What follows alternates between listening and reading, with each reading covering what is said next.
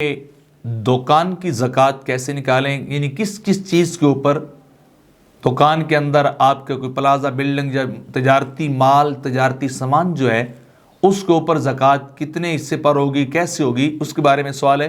تو اس کا جواب یہ کہ براہ راست دکان کی مالیت پر تو زکوٰۃ نہیں، یعنی بلڈنگ پر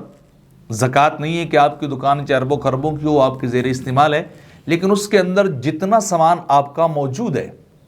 وہ سامان تجارت، وہ مال تجارت جو ہے اگر وہ نصاب کی مقدار کو پہنچ جاتا ہے تو پھر اس کے اوپر زکوٰۃ جو ہے لازم ہو جائے گی، چاہے وہ جتنا بھی آپ کا سامان ہوگا اس کے حساب سے اس کی قیمت فروخت کا اعتبار ہوگا۔ یہ بات بھی ذہن میں رہنی چاہیے،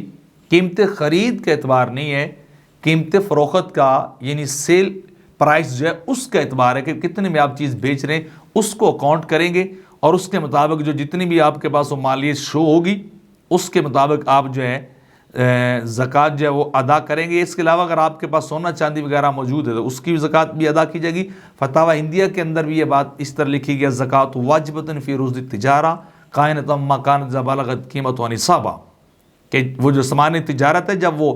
ان کی قیمت نصاب کو پہنچ جائے، وہ چاندی سونا جیسا بھی ہو اس کی زکوٰۃ ہوگی۔ مبسوط للسرخسی کے اندر بھی یہ بات اسی طرح ہی لکھی گئی ہے، زکوٰۃ جو ہے وہ سامان تجارت کے اوپر کذالک زکوٰۃ مال تجارت تاجب بالقیمہ،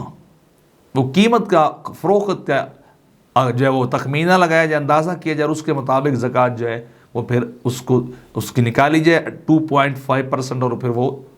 فقیروں کو دے دی جائے۔